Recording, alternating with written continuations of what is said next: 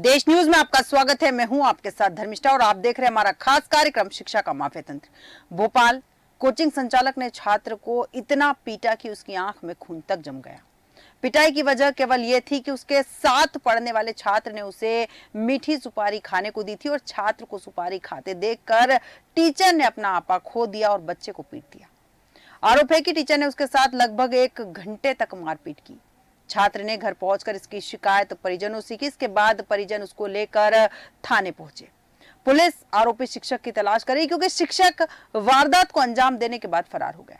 भोपाल के ऐशबाग थाना प्रभारी जितेंद्र गढ़वाल ने बताया कि आयुष्मान कोचिंग सेंटर में पढ़ने वाले छात्र के साथ टीचर ने मारपीट की है। छात्र की गलती थी कि वह पढ़ाई के दौरान मीठी सुपारी खा रहा था, जिसे उसके कोचिंग के दोस्त ने उसे खिला दी थी और थप्पड़ मारे गए हैं। बच्चे को लगभग 50 थप्पड़ बताए जा रहे हैं। 13 साल के बच्चे ने बताया कि लगभग शिक्षक ने उसे 50 थप्पड़ मारे हैं। और इसी विषय पर विस्तार चर्चा के लिए हमारे साथ मेहमान जुड़ चुके हैं। मेहमानों से आपका परिचय करवा देते हैं। शिवराज कुशवाहा जी हमारे साथ जुड़े हैं, सामाजिक कार्यकर्ता। कमल विश्वकर्मा जी हमारे साथ जुड़े हैं, अध्यक्ष पालक संघ के। और विभांशु जोशी जी हमारे साथ जुड़े हैं, वरिष्ठ पत्रकार। और संजना मंडल हमारे साथ जुड़ी है, हमारी संवाददाता। आप सभी का देश न्यूज में बहुत बहुत स्वागत है। सबसे पहले कमल जी आपके पास आऊंगी। जिस तरह से कोचिंग को लेकर लगातार हम सवाल उठाते रहे हैं कि कोचिंग पर नियम कानून होने चाहिए, बावजूद इसके धड़ल्ले से कोचिंग चल रही है। क्या उसी का अंजाम ये देखने को मिला है कि कोचिंग के जो संचालक महोदय हैं छोटी सी बात पर अपना आपा खो बैठते हैं और बच्चे के साथ 1 घंटे तक मारपीट करते हैं? देखिए धर्मिष्ठा जी, इस मुद्दे को लेकर जो कोचिंग सेंटरों को लेकर हम लोग 3 से 4 बार डिबेट कर चुके हैं इस पर, और लगभग ये 19 जनवरी को केंद्र सरकार ने ऑर्डर भी निकाल दिया है। लगभग 2 महीने बीत जाने के बाद भी मध्य प्रदेश सरकार का जो शिक्षा विभाग और शिक्षा तंत्र है, इस शिक्षा तंत्र बिल्कुल भी नहीं जाग रहा है जी। और कुंभकर्ण की तरह कहते हैं कि कुंभकर्ण 6 महीने में एक बार जागता है। तो मैं आपके चैनल के माध्यम से शिक्षा विभाग के आला अफसर अधिकारी, साथ में शिक्षा मंत्री और माननीय मुख्यमंत्री जी को ये टीवी के माध्यम से बोलना चाहता हूँ, निवेदन भी करना चाहता हूँ कि 2 महीना बीत जाने के बाद भी क्या कल जो हादसा हुआ 13 साल के बच्चे के साथ, क्या मध्य प्रदेश सरकार का शिक्षा विभाग ये देख रहा है कि 6 महीने में कितने बच्चे और पिटेंगे और कितना? अभी तक उन्होंने किसी भी तरह उस कानून को लागू नहीं किया।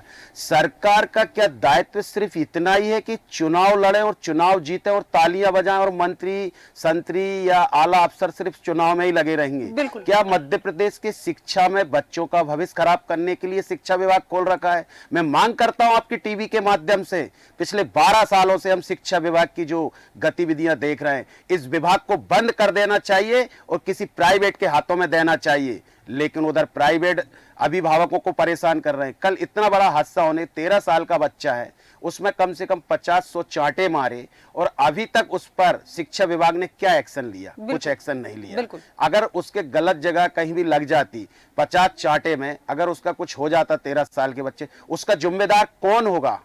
तो कहीं ना कहीं शिक्षा विभाग का रवैया मध्य प्रदेश में बिल्कुल भी सही नहीं है। बिल्कुल कमल जी बहुत सही बात कही कि शिक्षा विभाग का जो रवैया है वो सही नहीं, क्योंकि ऐसे मामलों में तुरंत एक्शन लेना चाहिए। और बच्चा 13 साल का है, मात्र बहुत छोटा है अभी वो। शिवराज जी आपके पास आऊंगी। 13 साल का बच्चा इस तरह की बर्बरता का शिकार होता है। पिटाई ठीक है, गुस्से में आकर अगर शिक्षक ने थप्पड़ मार दिया, 1 थप्पड़ मार, लगभग 1 घंटे तक बच्चे के साथ मारपीट की। आपको क्या लगता है ये बच्चा भविष्य में पढ़ाई को लेकर अब सतर्क हो पाएगा या फिर किताबें देख के इसके अंदर डर जाग जाएगा? पहली चीज तो ये कि बच्चा किताबें देखकर डरेगा, या मुझे लगता है शायद वो कोचिंग जहाँ पढ़ने या सीखने गया था, शायद उसे जो डाउट रहे होंगे कि मुझे ये चीज नहीं आ रही, वहां से कोचिंग से सीखने को मिलेगा, अगली बार तो वो स्कूल भी जाने के नाम से डरेगा। बिल्कुल सही कहा आपने कि बच्चा स्कूल जाने के नाम से भी डरेगा, क्योंकि कहीं ना कहीं शिक्षक जो होते हैं बच्चों को सिखाने का काम करते हैं। ऐसे में शिक्षक जितने बुरी तरीके से उस बच्चे को पिटा है, शायद अब वो स्कूल जाने से भी डरेगा। जहां माता पिता चाहते थे कि बच्चा पढ़ लिख कर अच्छा इंसान बने, माता पिता ने ही उसे ऐसे जल्लाद शिक्षक के हाथों में सौंप दिया जहां वो टीचर बर्बरता करता है बच्चों के साथ। विभांशु जोशी जी आपके पास आऊंगी। यहाँ पर मैं शिक्षक लगातार इस तरह की खबरें सामने आती है कि शिक्षक बच्चों पर हाथ उठाते हैं। कोचिंग के संचालक ने 13 साल के बच्चे को बुरी तरह से पीटा है, बच्चे की आंख में खून जम गया, कान पर भी उसकी चोटें आई है। सबसे बड़ा सवाल यहाँ ये उठता है कि क्या इन लोगों को डर नहीं है, या फिर जो नियम बनाए गए हैं केंद्र सरकार की ओर से कोचिंग को लेकर, मध्य प्रदेश सरकार ने अब तक उस पर कोई काम नहीं किया, या उसका खामियाजा है? देखिए, सबसे पहले तो मैं कहना चाहूंगा ये बहुत अत्यधिक दुर्भाग्यपूर्ण है। बच्चे के साथ होने वाली ये घटना होनी नहीं चाहिए थी, हुई है, तो इसके लिए सभी लोग जिम्मेदार हैं। बिल्कुल। इसके लिए सरकार को, समाज को और शिक्षण संस्थानों को, जहां पर यहाँ ऐसी घटनाएं हो रही हैं, वो सभी लोग दोषी हैं। बिल्कुल। हमें मध्य प्रदेश को कोटा बनने से बचाना होगा। बिल्कुल। जिस तरीके की घटनाएं हम लोग लगातार कोटा में देख रहे हैं, देखिए ये ऐसी घटना है जिसका परिणाम और भी खतरनाक कभी कभी हो जाता है, जब बच्चा कोई ऐसा कृत्य कर देता है जो उसके स्वयं के लिए नुकसान हो जाता है। तो इसके आगे के भी परिणाम बहुत दुखदायी होते हैं। शिक्षक, देखिए शिक्षक एक प्रकार का ज्ञान पालक होता है बच्चे का। वो पूरी इस तरीके का बच्चे को ज्ञान देता है कि बच्चा समाज में जाकर अपनी जिंदगी की लड़ाई को लड़ सके। ऐसे में यदि शिक्षक के द्वारा ही बच्चे को मारा और पीटा और कमजोर किया जाएगा, तो इससे बड़ा दुर्भाग्य हमारे देश में बच्चों के प्रति कुछ नहीं हो सकता। हमारे देश में देखिए लगातार, जैसे हमारे साथी भी बोल रहे थे, हमारे देश में लगातार बच्चों को लेकर कानून बनाए जा रहे हैं। हमारे भारत का संविधान भी साफ तौर पर, जो राज्य के नीति निर्देशक तत्व हैं, उनमें साफ तौर पर भारत का संविधान कहता है कि बच्चों को अवसर और सुविधाएं दी जानी चाहिए। तो हम कैसे अवसर और सुविधाएं बच्चों को दे रहे हैं? क्या शिक्षक के द्वारा बच्चों के साथ मारपीट, ये उनको अनुच्छेद 39E और 39F के तहत ये अवसर और सुविधाएं हैं क्या? हमें उनकी सुकुमार अवस्था का दुरुपयोग होने से बचाना है। क्या ऐसे में उस 13 वर्ष के नन्हे बालक की अवसर और सुविधाओं का शोषण नहीं हो रहा है? जहां तक देखिए, अभी नए कानून भारत सरकार के मानव संसाधन मंत्रालय ने दिशा निर्देश जारी किए हैं। अभी ये कोई एक्ट तो, अधिनियम तो नहीं है, ये दिशा निर्देश जारी किए गए हैं। उसमें स्पष्ट तौर पर लिखा गया है कि 18 वर्ष से कम उम्र का बच्चा जो है कोचिंग संस्थान में, उसमें एक बाकायदा एक निर्देश है। तो शिक्षण संस्था की परिभाषा है कोचिंग की।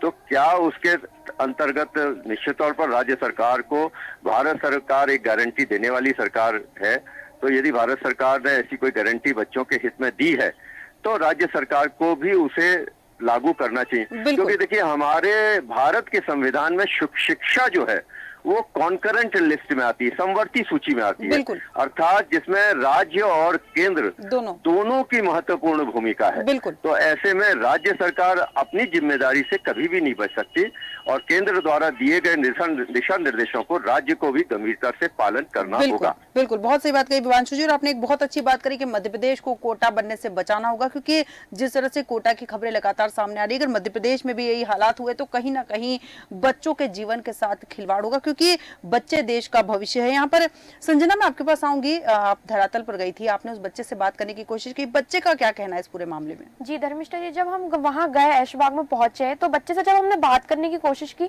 तो बच्चा इतना घबराया हुआ था कि वो कहने में भी डर रहा था। क्योंकि उससे जब हमने पूछा कि क्या हुआ था आपके साथ, क्यों आपको टीचर ने मारा, तो उसका कहना था कि मेरे दोस्त ने मुझे मीठी सुपारी खाने को दी थी और मैं खा ही रहा था कि सर ने मुझे देख लिया। जिसके बाद वो उन्हें एक कमरे में लेके गए और कमरे में जाके उसके साथ बहुत मारपीट की, उसे गाल पर 50 थप्पड़ मारे। जिसके बाद उसने भागने की कोशिश भी की, लेकिन वो भाग नहीं पाया। उनके जो सर है, उन्होंने कुर्सी लगा दी थी गेट पर, और जब वो भाग रहा था तो तब उन्हें और गुस्सा आया और बच्चे को उन्होंने पीठ पर, सर पर भी मारा। जिसके बाद उसकी आंख भी लाल हो गई और वो रो भी रहा था, खूब रो रहा था। उसने सर से माफी भी मांगी कि सर नहीं, मुझे जाने दीजिए, लेकिन सर माने नहीं। उन्होंने 1 घंटे तक लगातार उसे मारा। जिसके बाद उसकी छुट्टी हुई। इसकी कोचिंग का टाइम उसने बताया रात 8 बजे से 9 बजे तक का उसका टाइम रहता है, वो रोज जाता था। लेकिन उस दिन पता नहीं क्या हुआ, सर का पहले से ही शायद उन्हें गुस्सा था, जिसका गुस्सा उन्होंने उस बच्चे पे निकाल दिया। लेकिन मीठी सुपारी ही क्या इतनी बड़ी चीज हो सकती कि उतना मारा उसे? क्योंकि उसकी आंखें जब हमने देखी तो काफी लाल थी, उसके चेहरे पे भी निशान थे। जिसके बाद उसने अपने घर पे जाके भी बताया कि मेरे साथ ऐसा हुआ है, और उसके घर वालों का भी कहना था कि ये कोई टीचर्स ऐसे मार नहीं सकते, क्योंकि हम तो उन्हें पढ़ने के लिए भेजते, पीटने के लिए थोड़ी ना। बिल्कुल बिल्कुल संजना, बहुत सही बात कही। और जैसा कि जब आपने बताया कि बच्चे के साथ जो बर्बरता हुई, सुनने पे ही दिल सिहर उठता है, उस बच्चे के ऊपर क्या बीती होगी। कमल जी, आपके पास आऊंगी। माता पिता बच्चों को कोचिंग भेजते हैं इस उम्मीद के साथ कि बच्चे पढ़ेंगे। क्या कोचिंग भेजने से पहले टीचर्स को चेक नहीं किया जाता है? क्योंकि इस तरह के टीचर जो हैं, उनको शिक्षक कहना मुझे लगता है कि कहीं ना कहीं शिक्षक शब्द के ऊपर एक धब्बा लगाने के जैसा है।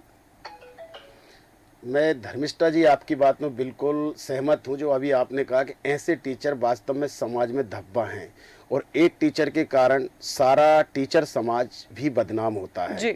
सबसे पहले तो मैं आपके चैनल के माध्यम से ये मांग करता हूँ मध्य प्रदेश सरकार से और पुलिस विभाग से, उसको जांच कर उसको कड़ी से कड़ी सजा दी जाए, ताकि उस टीचर को भी ये पता चले कि मैंने एक 13 साल के बच्चे को जी। इतना मारा है जिसकी सजा ये है, जिससे अगले वाले समय में इस तरह की घटनाओं को रोका जाए। बिल्कुल। और मैं सरकार से दूसरी मांग ये करना चाहता हूं कि 2 महीने बीत जाने के बाद भी जब उसमें क्लियर गाइडलाइन में दिया गया है कि 16 साल से बच्चों के लिए कोचिंग में प्रवेश नहीं देना चाहिए, तो सरकार को सबसे पहले तो इस पर गंभीरता से इस एक्ट को लागू कर और उस पर कानूनी कार्यवाही करें। और इस तरह के कल भी मैं पेपर में देख रहा था, पूरे भारत सरकार ने पूरे हिंदुस्तान के अंदर कई राज्यों के 20 स्कूलों की मान्यता रद्द की गई है। उन स्कूलों में क्या है कि डमी स्कूल कहे जाते हैं, बच्चे कोचिंग में जाते हैं और वहां सिर्फ एग्जाम देने आते हैं, जिसमें से मध्य प्रदेश का भी एक स्कूल का नाम आया है,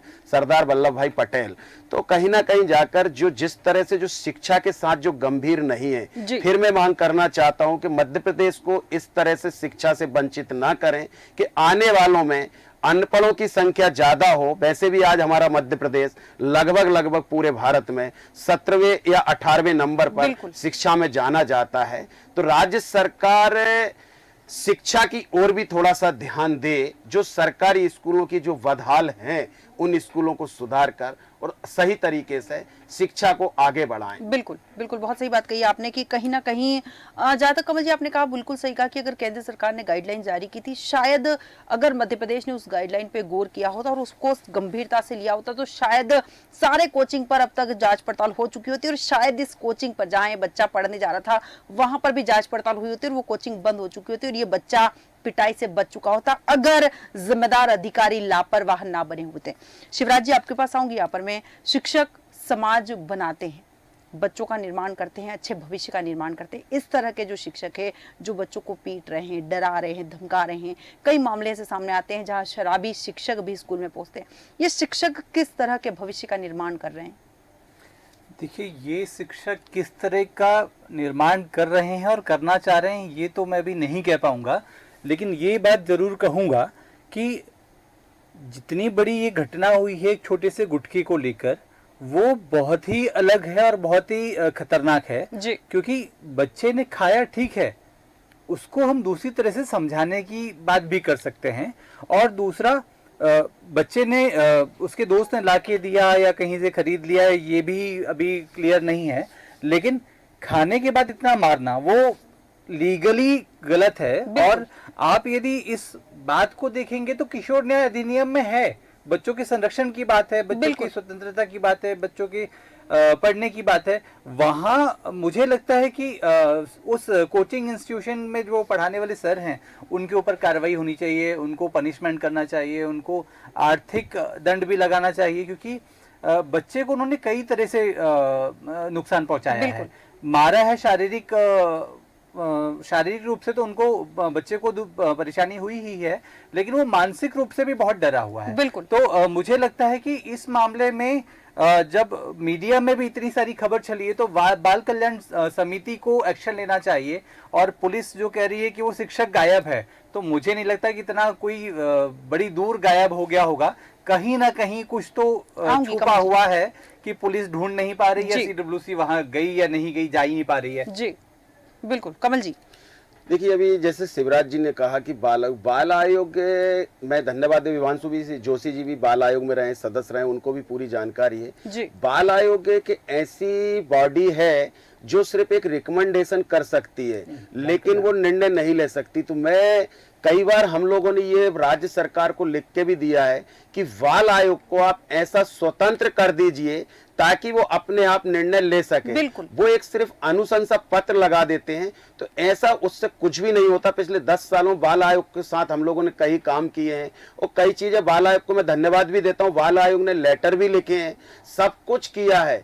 लेकिन सरकार की जो शिक्षा विभाग है, शिक्षा विभाग में जो अधिकारी बैठे हुए हैं और जो मंत्री बैठे हुए हैं, इनकी निर्णय लेने की क्षमता नहीं है। जबकि बाल आयोग ने कई बार लेटर दिए हैं कई बार हमने शिकायतें की हैं, उन शिकायतों को लेकर ना तो जिला शिक्षा अधिकारी जी भाग लो, जिला शिक्षा अधिकारी तो शिक्षा के समाज को सुधारने का एक पद है, लेकिन जितना जिला शिक्षा अधिकारी जी झूठ बोलते हैं ना, इतना मुझे नहीं लगता है कि मध्य प्रदेश में कोई जिला शिक्षा अधिकारी झूठ बोलते हैं। कभी भी कुछ भी अगर उनको दो, अगर टीवी मीडिया या अपना न्यूज समाचार पत्र उनसे कोई भी चीज पूछी जाती है तो वो सिर्फ उसका अपोजिट ही हमेशा उसका उत्तर देते हैं। तो मेरा फिर निवेदन, अगर माननीय जिला शिक्षा अधिकारी भोपाल इस डिबेट को देख रहे हो तो मेरा आपसे करवद हाथ जोड़ के विनती है, कम से कम सरस्वती के ज्ञान के आप अधिकारी हो, कम से कम सच बोलना तो आप सीख जाओ। बिल्कुल बिल्कुल बिल्कुल, बहुत सही बात करी। विभांशु जी आपके पास आऊंगी। शिक्षक जो है केवल मीठी सुपारी खाने के नाम पर बच्चे पर भड़क गया और बच्चे को पीट दिया। उस शिक्षक की मानसिकता क्या रही होगी और इस तरह की मानसिकता वाले लोग शिक्षक बन कैसे? आपको क्या लगता है कि प्रशासनिक अमले की कहीं ना कहीं कमी है, क्योंकि जांच पड़ताल और निरंतर मॉनिटरिंग नहीं होती है? देखिए, बड़ी महत्व की बात आपने करी, क्योंकि ये जो कोचिंग सेंटर होते हैं जी। ये बिल्कुल निरंकुश संस्थान की तरह वर्तमान में काम कर रहे हैं। तो उनपे एक तो इस तरीके का अंकुश हो, जिस तरीके के सीबीएसई स्कूलों के लिए एक बाकायदा भारत सरकार द्वारा मापदंड निर्धारित किए गए हैं। उसमें बाकायदा फोकल पॉइंट टीचर होता है, एक एक चीज की निगरानी करी जाती है, काउंसलर रखने के प्रावधान स्कूलों में किए जाते हैं कि काउंसलर समय समय पे बच्चों के साथ मिलता रहे। क्वालिटी एनहेंसमेंट की बात भारत सरकार करती है कि जो टीचर्स होते हैं उनके लिए समय समय पर उनको प्रशिक्षित किया जाना चाहिए। एक बड़ा इंपॉर्टेंट सीबीएसई के दिशा निर्देशों में होता है वो साइकोमेट्रिक टेस्ट। हर शिक्षक का पहले तो पुलिस वेरिफिकेशन होता है और साइकोमेट्रिक टेस्ट किया जाता है, जिसके माध्यम से यह देखा जाता है कि क्या वह शिक्षक या शिक्षण संस्थान में कार्यरत कर्मचारी बच्चों के साथ व्यवहार करने की क्षमता रखता है या नहीं। ये बाकायदा इसका एक परीक्षण होता है, जिसके बाद ही वह व्यक्ति स्कूल शिक्षण संस्थान में स्कूल शिक्षा संस्थान में कार्य करने के लिए उपयुक्त पाया जाता है। लेकिन जैसा कि मैं बार बार और हमारे दूसरे साथी भी इस बात को बराबर उठा रहे हैं कि ये जो कोचिंग सेंटर है ये पूरी तरीके से निरंकुश है। इनके लिए इस तरीके के प्रावधान होने बहुत जरूरी है कि इनके अंदर जो कर्मचारी काम कर रहे हैं, क्या उनका पुलिस वेरिफिकेशन हुआ है, क्या उनका साइकोमेट्रिक टेस्ट उनके संस्थान के द्वारा दिया गया है। तो ये अभी हमारे साथी शिवराज जी ने जो है उन्होंने बहुत अच्छी बात उठाई। बाल कल्याण समिति को तत्काल आगे आना चाहिए और तुरंत ऐसे भोपाल में चलने वाले जो हर जिले में देखिए, हर जिले में एक एक बाल कल्याण समिति होती है, तो बाल कल्याण समिति आगे आए और अपने अपने जिले में जाकर ऐसे शिक्षण संस्थान जहाँ की मासूम बच्चे कोचिंग ले रहे हैं उनके खिलाफ जांच करे और वहां पर जाके देखे कि प्रॉपर बच्चों की सुरक्षा के लिए सभी मापदंडों की व्यवस्था की जा रही है कि नहीं और सरकार द्वारा मान्यताओं के अनुरूप वो काम कर रहे हैं अथवा नहीं। देखिए, हमें बच्चों को भय मुक्त वातावरण में शिक्षा देनी होगी। हमारे भारत के संविधान में 14 वर्ष तक के बच्चे को निःशुल्क और अनिवार्य बाल शिक्षा का अधिकार दिया गया है। फिर 2009 में शिक्षा का अधिकार अधिनियम आया, जिसमें भी हमने साफ तौर पर यह माना है कि बच्चों को भयमुक्त वातावरण में शिक्षा का अधिकार देना होगा। और इसी के तहत पहली बार भारत के किसी कानून में कॉर्पोरल पनिशमेंट अर्थात शारीरिक दंड को रोका गया था। तो ये बातें बिल्कुल स्पष्ट हैं, कानून बच्चे के हित में है। इसके तहत राज्य सरकार को आगे बढ़कर कड़े से कड़ी कार्रवाई उस संस्थान के ऊपर भी करनी चाहिए, सिर्फ शिक्षक के ऊपर नहीं।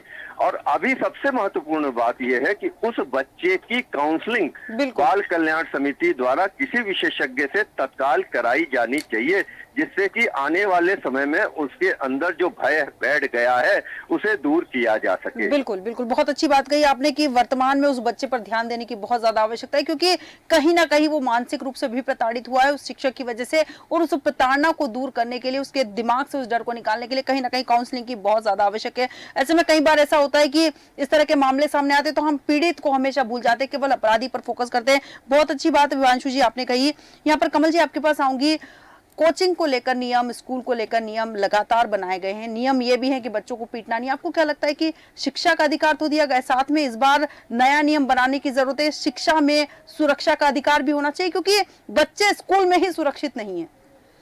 सारे नियम ऑलरेडी पहले से बन चुके हैं, भारत सरकार ने भी बनाए और कुछ मध्य प्रदेश सरकार ने भी बनाए। फिर मैं वही कहूँगा, बार बार बोलता भी हूँ, हर एक डिबेट में यही कहता हूँ कि नियम और कानून तो इनके मंत्रालय में बन जाते हैं और बढ़िया कागज पर टाइपिंग भी हो जाते हैं और वो सर्कुलेट भी कर देते हैं जिला शिक्षा अधिकारी तक, लेकिन उनको क्रियान्वयन कौन करेगा? ये तो राज्य सरकार की एक जिम्मेदारी है। जब हम किसी भी काम को करते हैं तो उसकी मॉनिटरिंग तो करते हैं ना, लेकिन शिक्षा विभाग में तो किसी भी कार्य के लिए मॉनिटरिंग होते ही नहीं है। आदेश कब निकल रहा है, उस आदेश का क्या महत्व है, उस पर कोई काम नहीं होता। ये हम लोग पिछले 12 सालों से आदेश पे आदेश निकलवाते जा रहे हैं, कागज में ही आदेश रहता है और जो आला अक्सर अधिकारी हैं जो एसी रूमों में बैठे हुए हैं वो कभी इसकी मॉनिटरिंग नहीं करते। उसी का जो आज कारण है, किसी भी नियम और कानून को उसका लाभ ना अभिभावकों को मिल पा रहा है और ना ही बच्चों को मिल पा रहा है।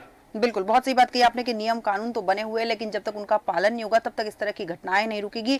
कहीं ना कहीं शासन प्रशासन को अपनी जिम्मेदारी समझनी होगी और इस ओर गंभीर कदम उठाने की जरूरत है, वरना इसी तरह से देश का जो भविष्य है पीटता रहेगा। शिवराज जी, कमलेश्वर कर्मा जी, विभांशु जी और संजना जी, आप सभी का बहुत बहुत धन्यवाद हमारे साथ चर्चा में शामिल होने के लिए। हम बात कर रहे थे राजधानी भोपाल की, जहां पर ऐशबाग में आयुष्मान कोचिंग सेंटर है, वहां पढ़ने वाले छात्र के साथ टीचर ने मारपीट की है।